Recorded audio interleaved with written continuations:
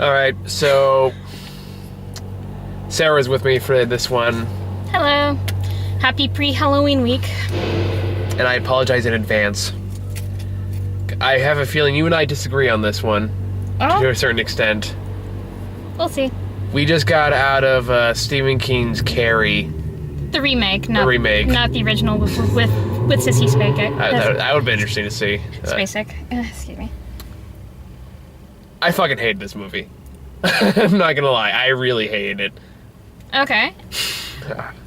Did you hate it as much as 21 and over and Good Day to Die Hard and Not quite that bad. and- Not that level of hate. and Scary Movie 5 and Movie 43? Okay, we don't need to regress my list of horror movies I've seen this year. We'll be here for a solid 30 minutes. As I'm just trying to draw a comparison and it's not quite a as scale. It's not quite as bad as the ones you've listed. There were some good things about it. There we go. I'll concede that. Okay. That being said, what I saw here really pissed me off. What about it? Characters, plot, pacing. Pretty much everything you just listed. The characters are obnoxious, and in borderline psych. You know what I really hate about this movie is it's filled with a town full of horrible, psychotic, unlikable bastards. Yes. What town like this exists? And I realize that's Stephen King's style. Yes, it is. That being said, I'm gonna piss off all the Stephen King fans out here. I think that's fucking stupid. I said it. Fill me with your hate. I don't care. Before we continue, I think this is probably a good point to share the one bit of Stephen King Carrie trivia that I know you may actually appreciate this. You have Stephen King's wife to thank for this. After he had written the first draft of the manuscript for the book Carrie, he threw it in the trash. His wife found it, read it, and told him, "You have to finish this." So you have Stephen King's wife to thank. Now, I'm not saying I hate Stephen King. I don't. I think 1408 is a great movie. And I'm sure it's a great story. Granted, I've read some of his Dark Tower series. I think that's great. But this, It's one of his earlier works. It's one of his earlier works, and it's filled with... I almost kind of want to play the Stephen King drinking game when we watch this. Well, to do that, this town would have to be Maine, because all of his stories are in Maine. Well, we supposedly. can't confirm or deny that it's in Maine. So as far as I'm concerned, that's a shot right there. We might as well assume the whole land's flat. Yes. So I might as well make that fucking assumption. Oh, I'm gonna get angry at this review, I can tell right now. Because, like, these characters are just awful, awful people. And it starts off immediately spastic. Immediately spastic. And it doesn't stop there for a solid 20 minutes. It's constantly spastic, in your face, freak out mode, and it's really fucking annoying. I did notice one of the main differences between this remake and the original. I've seen the original at least once. He's never. I seen have it. not seen it, so take that as you will. So the original starts out, at least the best of my recollections, with spoiler alert if you're not already familiar with this story, with the tampon scene with Carrie getting her first periods and her classmates being obnoxious, horrible people and literally throwing tampons at her as she thinks that she's dying because her psychotic, emotionally abusive, overly Christian God Squad mother never talked to her about physical maturation. So she was freaking out, and that's how the original started, was with the tampon scene. I did think the addition of the camera phone and YouTube video was an interesting update for this remake, but this version starts off with Julianne Moore being a very Spastic woman, and that's convincing, spastic, psychotic woman who now almost kills Carrie when she's born. Now, I love Julianne Moore. I think she's a great actress. She is. But I don't think she's given good enough material to make her an interesting character. She's just the psychotic mother through the whole fucking movie. That's probably how Stephen King wrote her. Yes, I'm sure it is. That's the character. It's not a fully developed person. It's an exaggeration. And that's pretty much one of the biggest Stephen King flaws in a lot of his books, is all the characters are underdeveloped, or they're like this, where they're just spastic caricatures, and they're not actual characters, and that drives me fucking crazy. Especially since this really bothered me. Because if we're supposed to believe this is in the modern tales in the 70s, maybe I would believe this. But today's modern age, like, after the whole tampon thing that Sarah just described, she's speaking to the principal's office, and the principal's office goes like, well, we need to call your mother, and we know that she had trouble when the government said she was no longer allowed to homeschool or something like that. It was like, not allowed to homeschool? What about fucking social services? Anyone can tell this woman's clearly off her rocker. Child protective services even. I mean, she is not subtle at all. She has scratch marks on her, she has stab marks in her leg. It's like, where are anybody good in this? There's only like two, maybe three redeemable human souls in this movie, and one of them dies. Spoiler. Yeah. But although that was the only death that was accidental. The only death that was accidental. And if you've seen the trailers, you know what the story is. Carrie eventually goes nuts after the whole thing with the prom, which, people, it's just fucking prom. Get over it. For the love of God, it's just fucking prom. It is not worth psychotic assault. I'm sorry. I told you I was gonna get angry. You did, but I wasn't expecting. I need these. Are you seriously getting earplugs? Oh, you're being rather loud. Thankfully, I had these after seeing Streetlight Manifesto last night. Well, okay. Anyway, then. Continue. I feel okay. I'm just gonna ignore that. Because I'm still angry, goddammit. So I'll address the earbud things later. Earplugs. Earplugs, whatever. Potato. Alright. Let's really dig into this piece of shit. I'm gonna piss off every Stephen King fan I can find now. Fuck it, I've already pissed off the Anchorman demographic. I might as well go for Stephen King too. Alright. And just in time for Halloween. Yes, just in time for Halloween. I lose my mind again since Percy Jackson. Alright. So, I was with you for that one too. I know you were. So, I think this is worse than my reaction to Percy Jackson. I think it's fairly safe to say. In that one, you only hated one character. No, I hate all of them, and that's the problem. When the Carrie finally goes psychotic, I was rooting for her the entire time, which I guess is kind of the point, but I don't think she went far enough. I think she could burn down the whole goddamn town, because apparently, like, the breeding ground of evil and disdain. Kill them all! I don't care! Fucking kill them all! Oh, that's good. I hope nobody pops in just as I said that. Because without the context, that's gonna be really weird. Yes. But it's like, these are just horrible fucking people. They all deserve to die. Kill them all. I don't care. I don't care if they're good people, bad people. Just burn the town to the fucking ground and move to Colorado or something. Because apparently Maine, I'm assuming this is in Maine, is like the breeding ground for pure evil. The only thing that would have redeems me for me is if fucking Pennywise came in halfway through to care. Like, if he was a clown to the prom, that would have been great. That would have been hilarious. There were balloons as decorations. Dun dun. And they float. They float. It's like me and my friend used to quote that all the time, where women start like, hey, do you have an Albert in a can? And then the other person would go, you do? Well, you let the poor guy out. It's like I said, I don't hate Stephen King. When his writing is good, it's great. But when his writing is bad, it's really fucking bad. And especially when you try to update a movie that takes place in the 70s, today's date, they actually use some of the same lines from the original film. And you can tell which ones they are because they feel horribly dated. To the devil. Yeah, to the devil. Like, that's one that was like, yes. Really? And like, I couldn't help but laugh at this. Like, I guess this is from the original book, but in today's world, like, the big star, like, athlete star of the school plays fucking lacrosse. And I was like, I don't know if you watch modern day, but nobody gives a shit about lacrosse. At least not in the United States. At least, I mean, it's at least not televised, so therefore not many people really care about it. And now I'm pissing off lacrosse fans. Anyway, but it's just, oh my god. I'm just... Anchorman fans, check. Stephen King fans, check. Who else can I piss off? Lacrosse fans, check. Who else can I piss off today? Anyway, I guess I'll find out later. Okay, so you were rooting for Carrie. I was very curious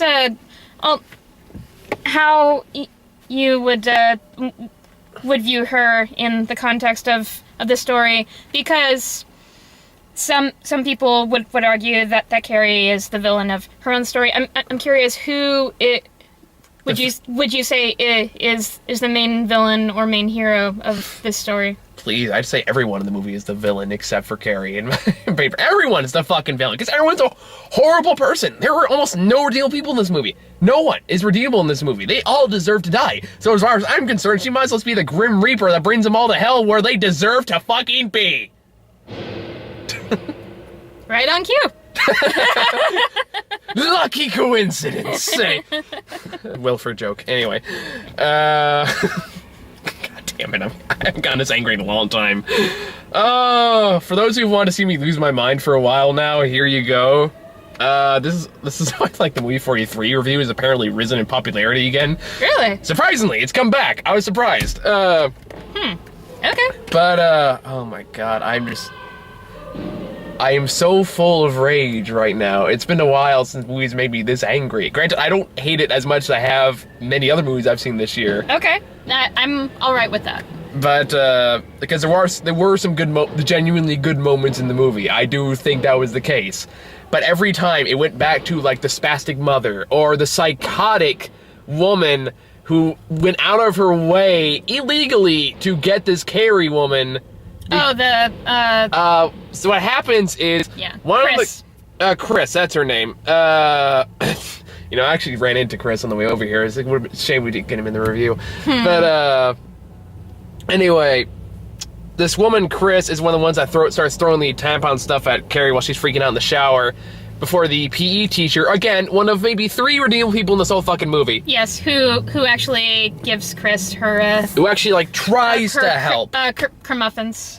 Like, she's the only one that actually tries to fucking help. Who actually tries to treat Carrie with respect and, you know, like an actual goddamn human being. And sensitivity and consideration. Now, look, I know high school is hard. I know it's hard.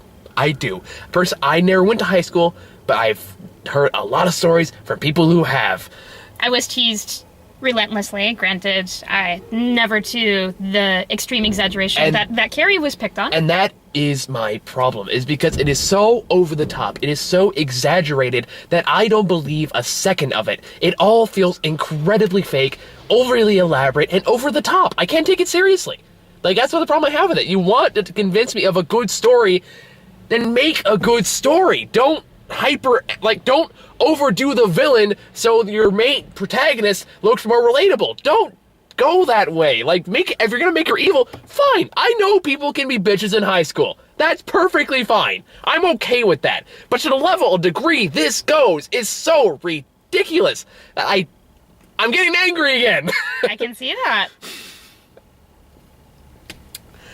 I need a moment. So, while he's taking a moment for the few of you who are completely unfamiliar with this story, I'll do, just catch him up to speed, yeah. And I'm gonna step outside for a second. Okay, then. Wow, he actually went outside the car. Okay, so... Carrie, has this psycho, overly religious, fanatical mom who does not really talk to her, just literally preaches to her, and she is very shy and socially awkward, and which of course makes her an easy target to be picked on by her classmates. I can relate. I was shy and socially awkward as well. And he's back, and so they pick on her, and as she gets upset, she starts to notice that she has telekinetic abilities. Take a shot. If a Stephen King movie has a psychic in there or some form or another, take a shot, you know. Going off the nostalgia critic thing on yes. that one. But, so do you catch him up to speed on the Chris thing? Oh, hadn't quite gotten to that yet. I was just summarizing the background circumstances. Okay, so now that I've cooled off a little bit, You actually went outside the car. You haven't done that since what, Smurfs 2? Yeah, when we tried to run away. Yeah. Anyway. I'd be curious to see if anyone's paying attention to the back window during that whole section. Anyway. And I caught a glance of it when I was talking. Anyway, so what happens is, exactly like Sarah said, is she starts realizing she has telekinetic powers. Then the tampon things happens, and this crazy bitch Chris decides that she's gonna put the video on YouTube, and then she acts surprised when the PE teacher finds out and suspends her. And suspends her, and she acts like a stuck-up bitch about it, like, really? You're surprised? You have the nerve to act surprised? I mean, granted, they're going for the spoiled brat stereotype, one of my least favorite cliches in the book, which is part of the reason why this pissed me off as much as it did, because it's such a fucking useless stereotype and it has no fucking purpose. And Chris didn't care that she was getting suspended from school. She cared that about prom. That because she got suspended from school, she couldn't go to prom. It's fucking prom. Get over it. Okay.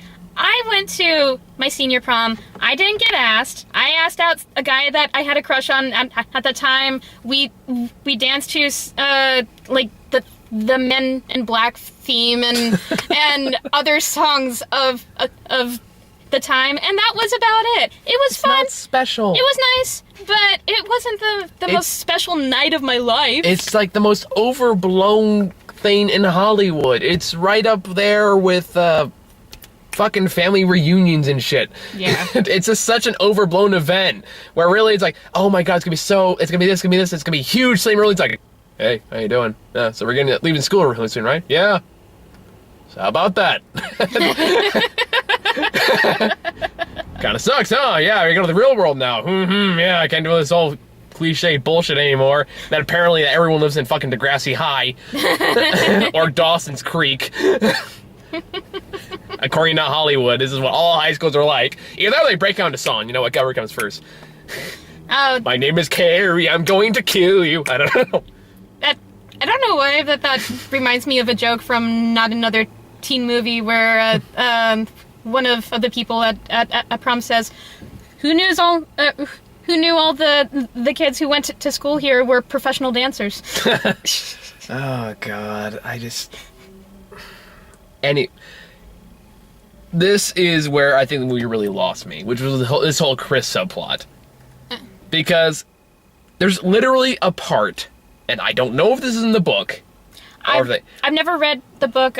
I've just seen both films. Or if it's in the original, but there's literally a part in the movie where after she gets suspended, she yells out, doesn't say it, just yells out, "This isn't over! Not by a long shot!" I was like, you might as well have just said, "I'll get you next time." Next time. And it wasn't even Carrie's fault. It was the fucking PE teachers. But she goes out of her way with her equally psychotic boyfriend. Yes, who actually threatened to kill her before they started making out. Yeah, that's romantic. Yeah. It's like, I love you, but I'll fucking kill you. You're hot. You're complicated. Anyway. And it's gonna be pretty much. People are gonna watch this interview like, what the fuck is going on here today? According to the nostalgia critic, Stephen King has that effect on people. Clearly, at this point, I think he may have succeeded. It wasn't Smurfs 2, it wasn't Grown Ups 2, it wasn't no, take it back, it was Die Hard. Stephen King is the one that comes this close to breaking me today. You were fucking rabid in Die Hard. I couldn't stop laughing when I watched that. God, that movie. I don't want to get to that rant again. Fucking Valentine's Day, Die Hard bullshit. It's on his channel. You can watch it. Look through the list. It's there. That's back in my pre-shaving days. I miss my beard. Memories. Anyway, but she doesn't go to the point where they trespass on some farmer's house. a pig find and kill a very large pig, at which point they actually... Yeah, I know, which I'd like call someone called fucking PETA. But, poor... Sad face. Sweet. Anyway. And of course they act like one person can't hit the fucking pig with a sledgehammer, you know, like a bastard. And they all look surprised like, oh, you're such a wuss, you can't... It's like, well, at least get a gun or something. Don't bash its head in with a fucking sledgehammer. Yeah. And then they fucking cut its throat out. And, like, no, the sheath cuts the pig's throat out. Yes. And they act like this is a big romantic moment between, like, her and her psychotic boyfriend. And she gets, like, a psychotic look on her face, like, ha, ha, ha, ha, ha. And it just gets to, it's ridiculous. And that doesn't end. That's her character. It's absurdly psychotic. Yes. Who would actually do this in high school? I don't care what anybody says. My voice is getting really high. Now do you know why I do, actually. I put these in? But I was like in disbelief. I was like, really? Really? This is what you're going with? This is what you expect me to believe and take seriously? Really? I was flabbergasted. Like, you seriously expect me to take this seriously? And I don't think Carrie didn't take her, like, she should have taken more time in killing her. I really think she should have. Because I would have. I know it may sound like a horrible psychotic right now, but like I said, this is the town of, like, if hell just shot out every person that was in there, they would end up in this little town in presumably Maine. That is what I believe. All these people are that horrible. I honestly believe that. I just... What's happening to me? You're ranting. I am ranting. Rather extensively. I know, and this is like, oh, God. So, shit. You say something right now. Okay. I need another moment. So... Wow, 2 in the same review. It's been a long time since I've gotten this angry. I'm rusty. So, after the psycho teenagers, via Chris and her wannabe killer boyfriend, kill the poor piggy, which made me sad. It's to get the pig's blood. This is probably one of the most famous established Stephen King moments in all of his writing, to put the pig's blood in a bucket so it can be dumped on Carrie at the prom in front of the entire school to see. That is their master plan, is to pour a bucket of pig's blood on her. And they do that.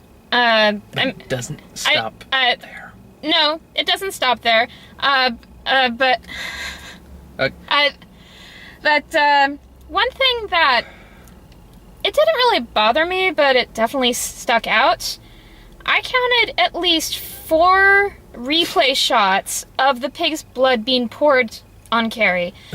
In the original, it was direct and quick, just one shot. I understand they had an increased budget and there were more effects and blah blah blah. But 4 shots of the same thing that anybody who is slightly familiar with this story knows is going to happen, that was a little much for me personally.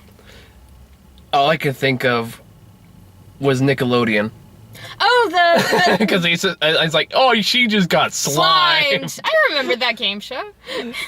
That's all I could think of. But here's what really bugged me about that. Again, going back to the absurd psychotic nature of this woman, who I'm surprised isn't an institution based on her behavior at this point, because she doesn't just pour the blood and then get out like they're supposed to. She sits there and she like gets there in shock. Like she gets like the most evil, psychotic look on her face. Like she does.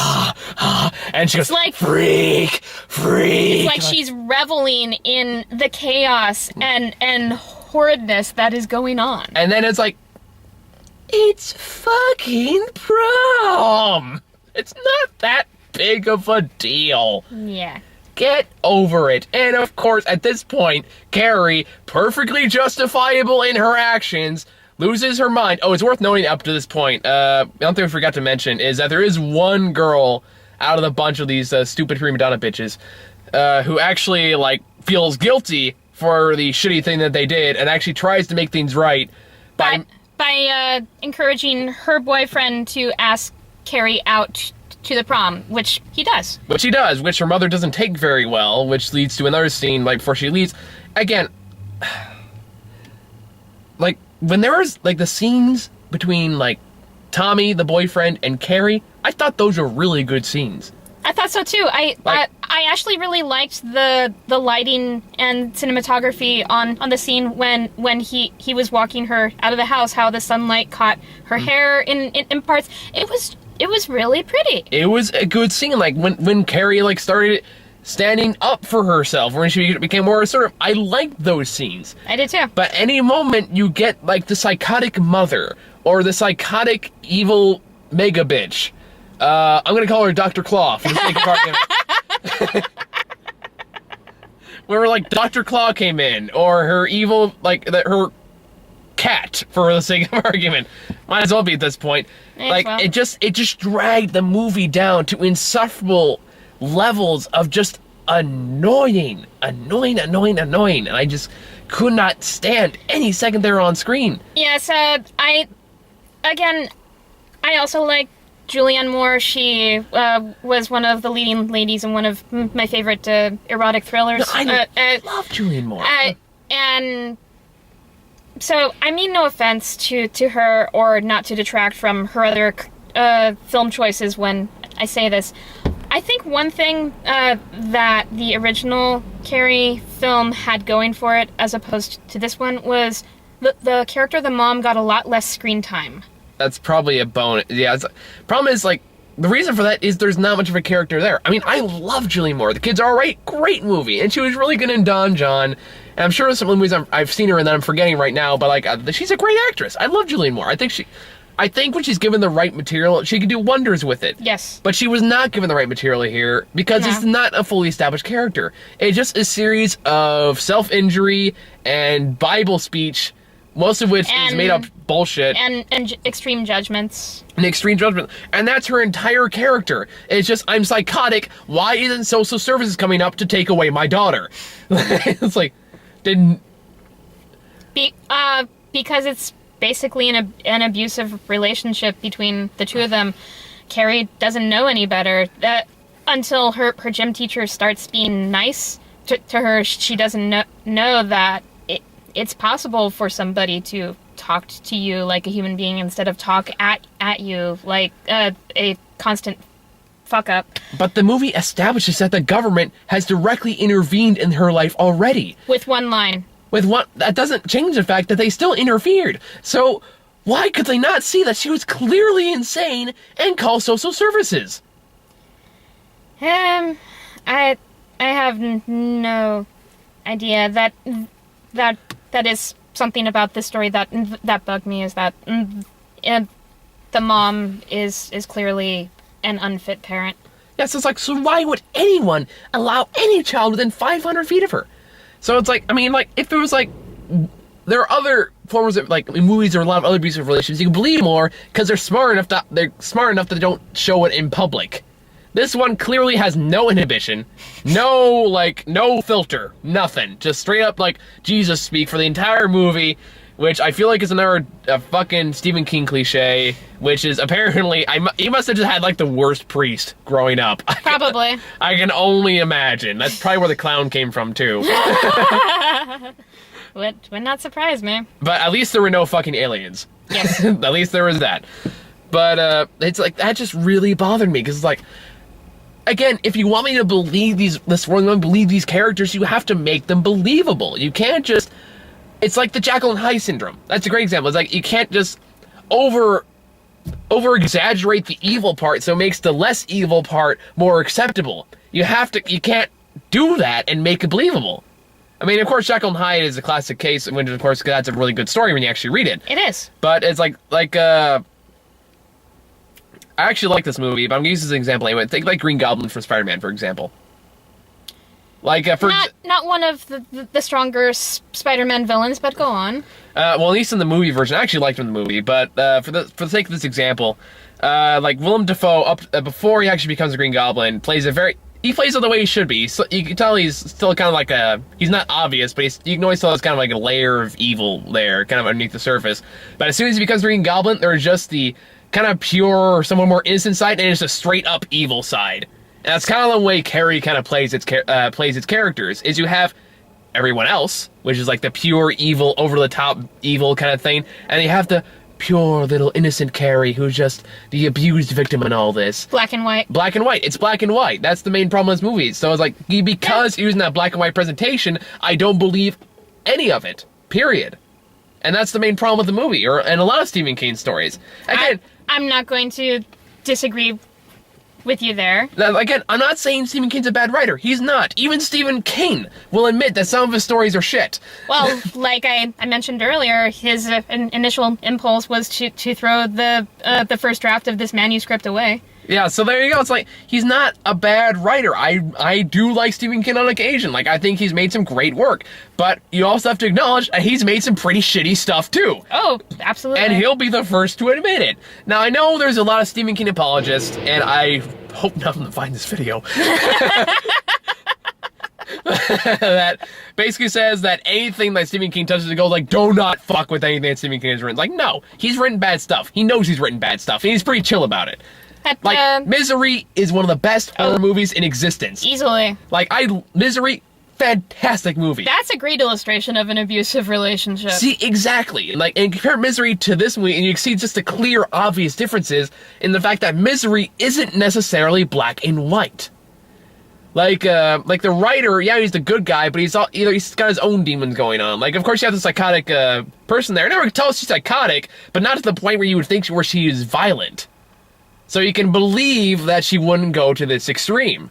Mm-hmm. And the townspeople act like regular townspeople. They're not all evil bastards. So it's like, that's a much better story because it has a more believable environment.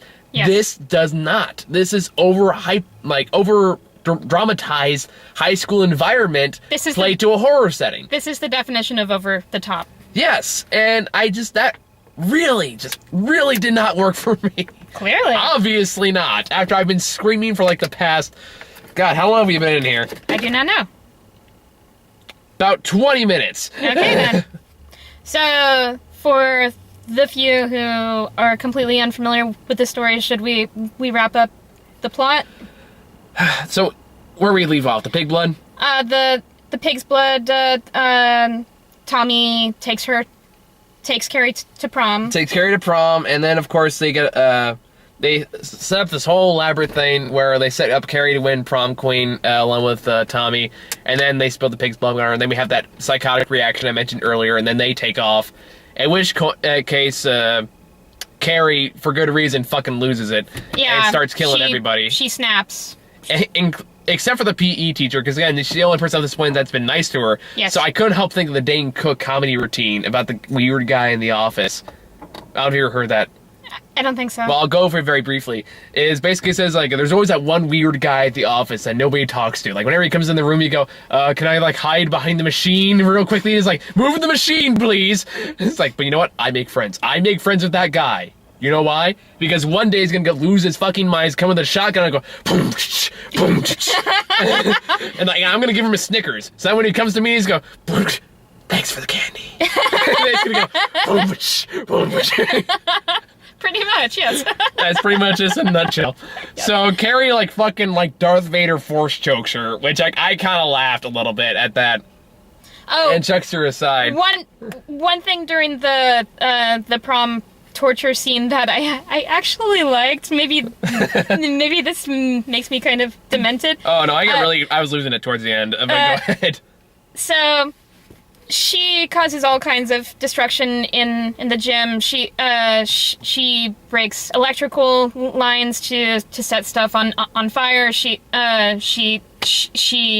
causes the sprinkler fire alarm system to go off. So there's water, electricity, fire, all this massive destruction going on. She sets one of the prom decorations on fire and telekinetically throws it at folks. Two of the girls in her class get trampled by their classmates because she telekinetically traps them to the floor.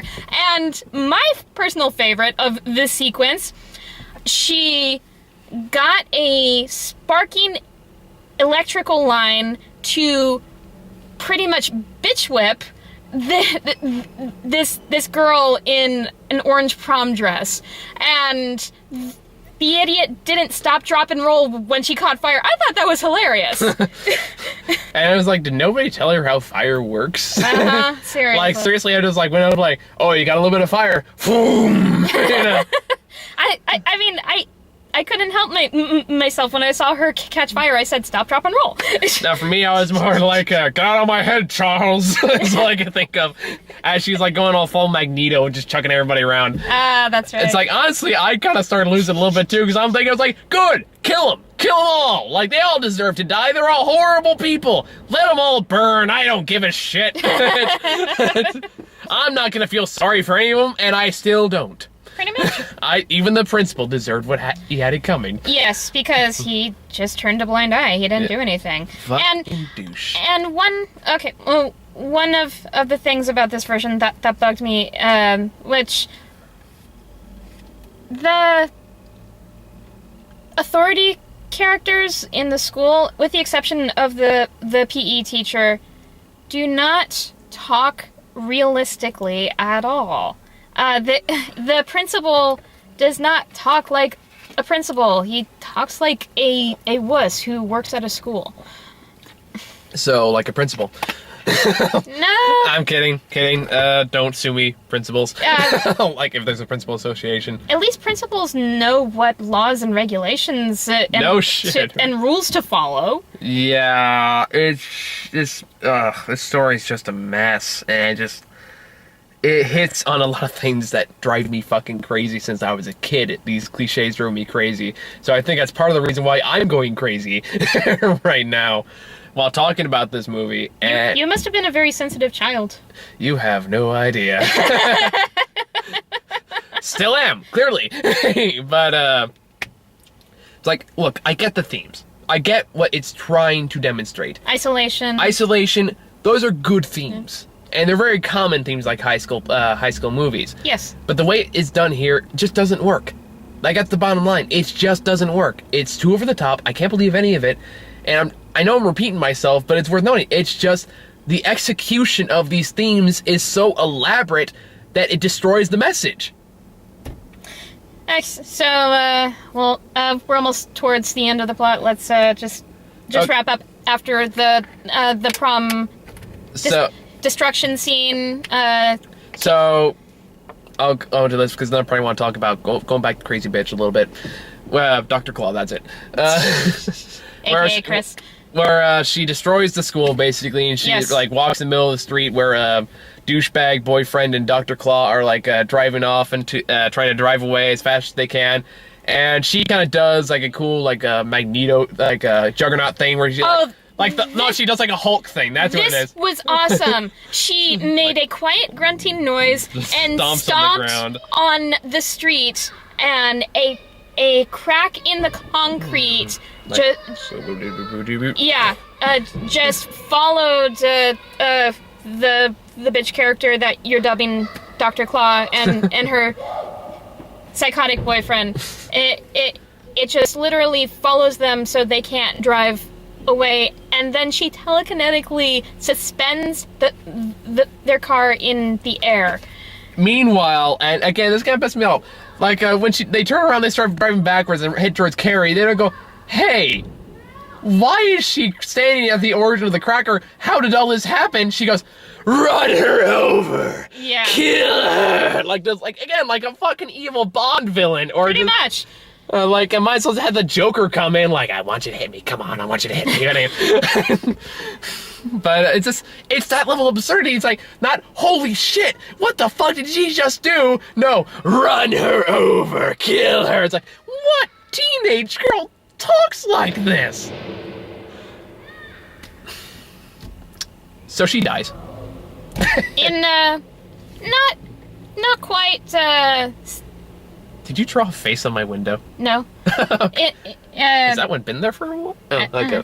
In not quite a spectacularly enough fashion, but a somewhat spectacular fashion, her face gets caught in the shattered window, and a piece of glass literally pins her there, and she's staring at Carrie with a type expression as she dies. I was actually kind of disappointed. She could have gone so much more elaborate if she used her imagination. I know. Which just makes me feel like a serial killer.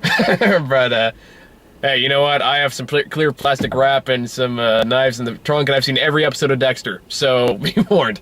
Not true. Don't call the police. Anyway, so she goes back home, kind of realizing the horrible shit she'd done, feels guilty. I don't know why. And, like... because she just committed mass murder. I mean, from a basic morality standpoint, that's kind of... As far as I'm concerned, as Stephen King stories go, and I'm not bashing religion here, she was doing the Lord's work.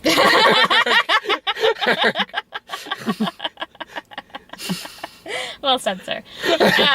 Just in the context of the movie, not in real life. Don't, like, sue me, Catholics. Okay. So she feels shocked and scared, and... I gotta take this, so you go ahead and wrap up for me, and I'll be right back. Okay, again. And remorseful, and she takes a bath because she's still covered in the pig's blood, and she's rather traumatized, and she cries. I wonder what the fuck he's talking about. Anyway. And she changes into her nightgown and goes looking for her mom, and tells her mom, "You were right, they hurt me," and you think that they're having a genuine moment where they're communicating. And how did she not see that coming? Yeah. Especially when she's clearly held like a knife over her bed on several instances beforehand, and I knew immediately what was going to happen. If you couldn't see it coming, you could tell that they weren't showing her right hand at all during all that whole section right there. So I knew what was coming.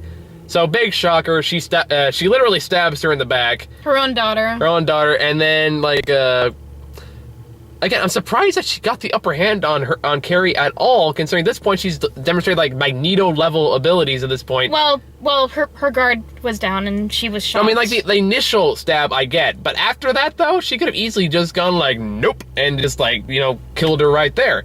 But no, like, she takes her time with it. She does eventually do it by, like, stabbing her with every sharp object in the room. Including some of her own sewing shears. And, of course, like, pinning her in the wall, Jesus style. Yes, which was rather appropriate, considering her religious fanaticism. No, I kind of thought that was a little too on the nose, like, symbolism. But... Well, I didn't see that as symbolic, I just saw that as appropriate. Fair enough. And then, of course, she's somehow still alive, which was remarkable to me, like just a flesh wound. which made me laugh at a rather inappropriate moment. But, and of course, the other girl, the only other nice girl who... Sue comes in, and she's like, let me take you away. Again, still trying to be the actual, like, genuinely good person in the movie. But she doesn't do it, and she crushes the whole house down on herself and her dead mother. And it turns out Sue is pregnant, and they kick her out. Carrie predicts that Sue is having a girl, and she gently enough kicks her out to not hurt her. So. And then that's pretty much the movie ends with a kind of over-the-top message of basically don't be a bully. Yes, which is the basic premise or moral of this entire story. Oh god, I just got flashbacks to Team America.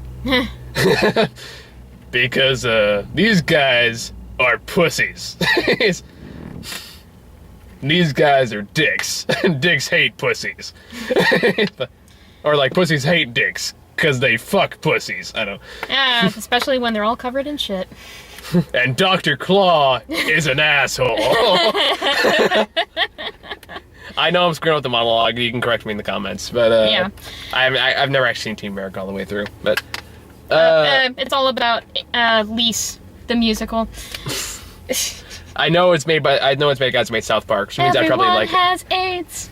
AIDS, AIDS, AIDS. The blacks, the whites, and the spades. AIDS, AIDS, AIDS, AIDS, AIDS, AIDS, AIDS, AIDS. Okay. Like I said, it's all about Lise, the musical, which, if you know about Rent, you'll get the joke. Fair enough. And we're back to musicals somehow. There you go. Don't be a douche. That's the moral of the story. Don't be a douche. Or something that rhymes with story. I don't know. Anyway. I think that's all I really have to say about the movie at this point. I've already ranted and raved for the past 30 minutes or so. And so I think we should just move on to trailers before I just... So I can take a breath and, you know, find my center. Okay, so you're calm? I'm better. I'm good.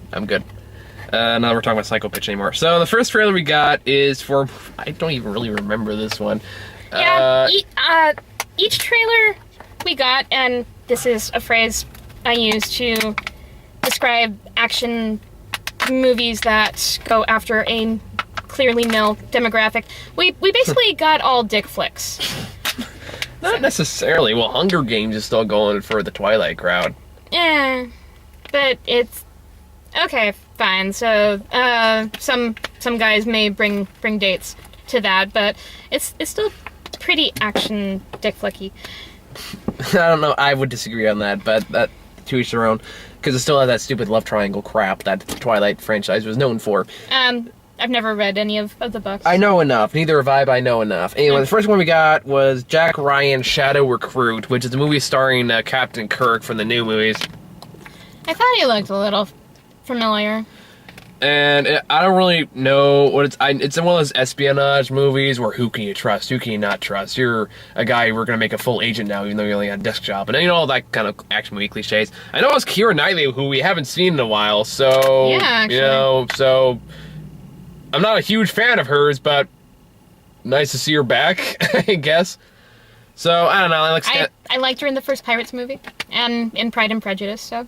Yeah, so who knows? That looks kind of generic. The one we got after that was Out of the Furnace, which was the Christian Bale movie. And Woody Harrelson.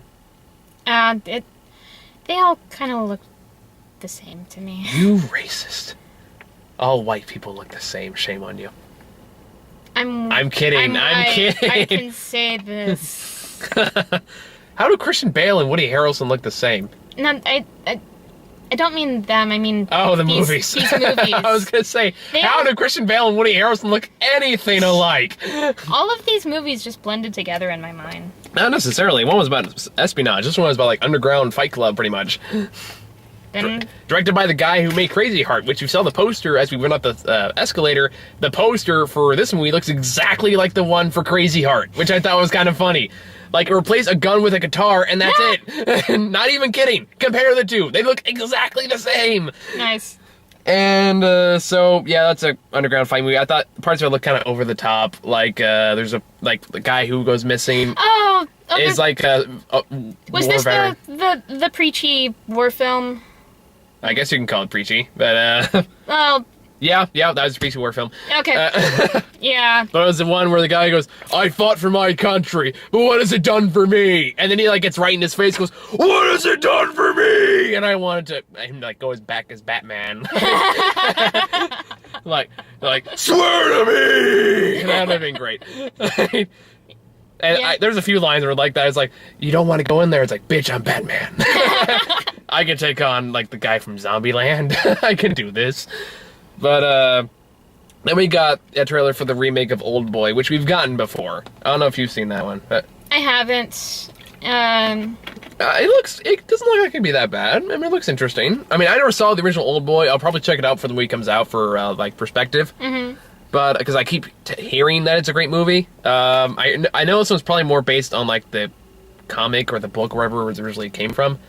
So, I don't know. I don't think it looks that bad. So, I'm hoping for good things on that one. Which I know is kind of naive for a remake. Because, as history shows here, remakes usually suck. But Well, in the case of the movie we saw tonight, it wasn't... the remake didn't suck because it was a remake. I actually appreciated some of the updated effects and stuff. It was... the original story. Yeah, that was the issue. Yeah, that's fair enough. And then we got Hunger Games Catching Fire, which is the second time I've seen this trailer in 2 days. So, yeah, there's not much more than than I said yesterday, which is like, I don't know. I liked the first one. I actually thought it was a decent movie. Okay.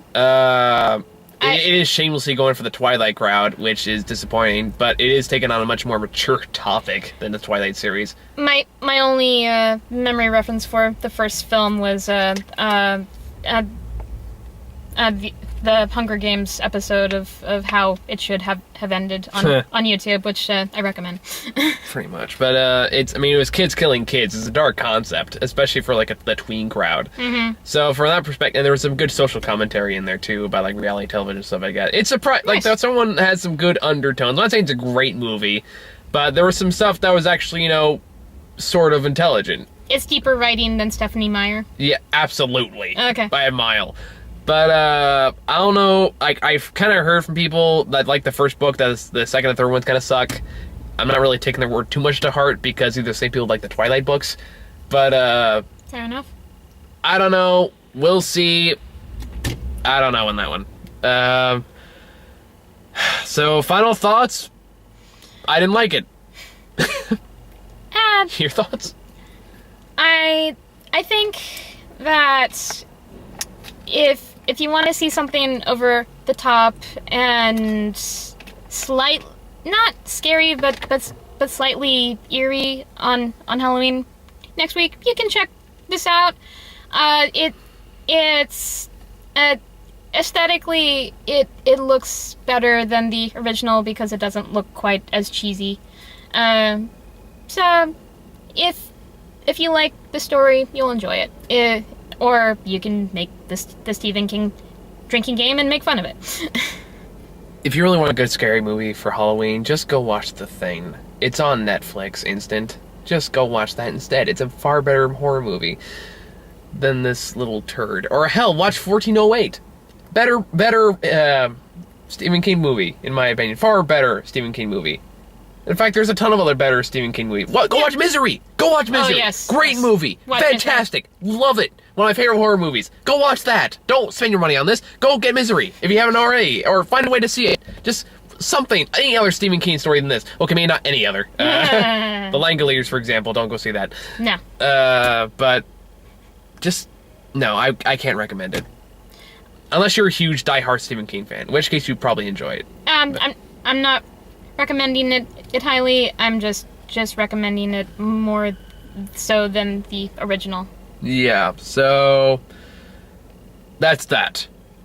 After all my angry ranting and raving, now I'm all like calm and collected. And we'll be back tomorrow or Saturday with Machete Kills. So we'll check that out. Was that the call that you got? Yeah, that was Grant. I gotta call him back about that when I get home. But yeah, that's about all I got. So I'm curious how long this was today, and how I'm gonna have to watch this when I get home, just as like a case study for myself. So it's like, wow, that's how I sound when I'm angry. Okay. And then you'll understand. Put your earplugs in for the majority of this review. I'm not gonna lie, you're the first person that's ever done that so far. Well, like I said, I had them with me after seeing Streetlight Manifesto last night. Yeah. So we got Machete Kills this week. Next week we have The Counselor. I want to try to track down 12 Years of a Slave. It's not playing Camera 12 or in Tenet, so I have to like find a theater. It may be one of those movies that takes a while for wider release, so I don't know. I saw the trailer for that. It actually looks really good. Oh, it looks like fantastic. It has a great cast. It's like Michael Fassbender and Benedict Cumberbatch and Brad Pitt and Denzel Washington. Denzel Washington has the guy from Serenity. Which one? The black mercenary. He plays the lead. Oh. Like the main villain for that movie. Yeah. He plays the protagonist in this movie. So I've read great things about it. I heard his performance is really good. So, and the movies that we've gone out of our way to check out are usually pretty good. So yes. we'll probably check it out, and whatever else movies coming out that weekend, we'll probably check out too. So that's all we got. I hope you enjoyed my mental breakdown, and we'll see you all later next week. All right, and if I don't see you, happy Halloween. Yep, happy Halloween.